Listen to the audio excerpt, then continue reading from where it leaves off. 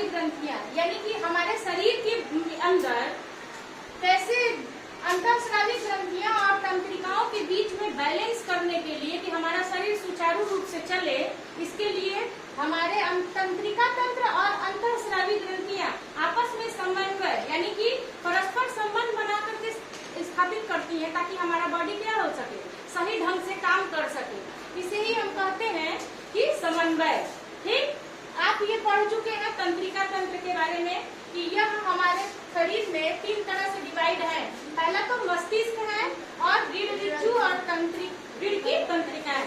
दिमाग हमारा जो भी हम सोचते हैं तुरंत हमारी इच्छा के अनुसार काम करता है, और जो हम सोचते हैं जो हम नहीं चाहते हैं वो भी हमारा शरीर करता है, जैसे आँख का झपकना, सांस का चलना, दिल का धड़कना, ये हमारे रीढ़ रज्जु करते हैं। जो ये लंबा सा है ना, यस मैम, इनसे जितनी भी तंत्रिकाएं निकली हुई होंगी वो क्या करेंगी, सारी अनैच्छिक क्रियाओं को करेंगी। इनसे जितनी भी तंत्रिकाएं निकली रहेंगी वो सारी ऐच्छिक क्रियाओं को करेंगी।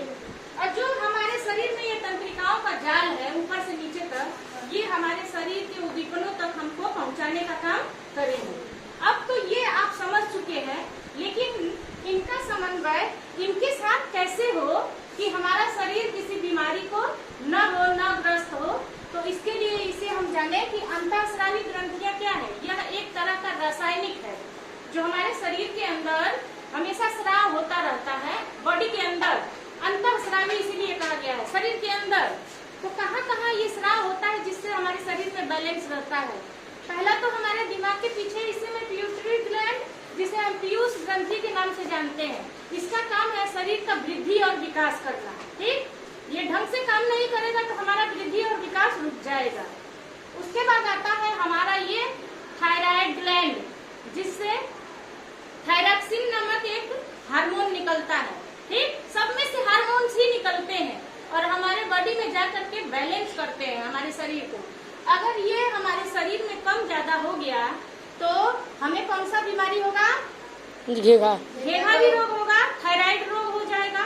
और इसकी कमी को दूर करने के लिए हमें क्या करना चाहिए, आयोडीन युक्त नमक खाना चाहिए, सेवन करना चाहिए। ठीक है ना।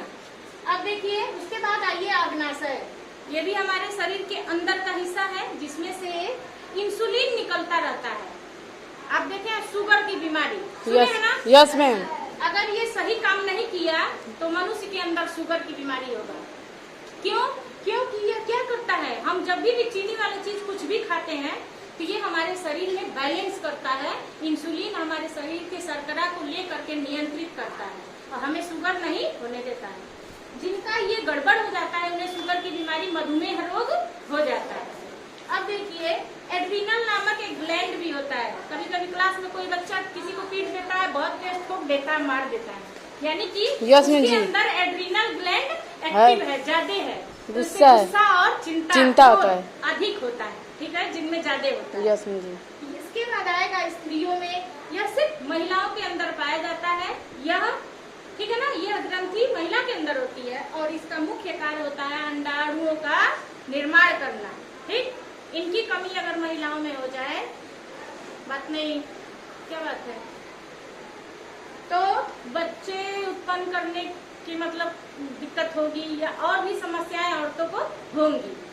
और यह भी सिर्फ पुरुषों में पाया जाता है, इनके वृषण में होता है टेस्टोस्टेरोन, यह शुक्राणुओं का निर्माण करता है। इनकी कमी से भी क्या होगा, शुक्राणुओं में दिक्कत आएगा उनके, और यह भी क्या होंगे, बच्चे के जन्म से संबंधित तमाम दिक्कतें आएंगी और भी दिक्कत आएगी। आइए आज हम अंतःस्रावी ग्रंथि के बारे में जानते हैं। वृद्धि हार्मोन पीयूष ग्रंथि हमें बढ़ाती है और थायराइड ग्रंथि जब बड़बड़ाता है ना तो घेघा रोग होता है। अग्नाशय इंसुलिन शुगर होता है। एड्रीनल ग्रंथि से गुस्सा आता है और स्त्रियों में अंडाशय की स्थिरीकरण होता है और पुरुषों में टेस्टोस्टेरोन पाया जाता है।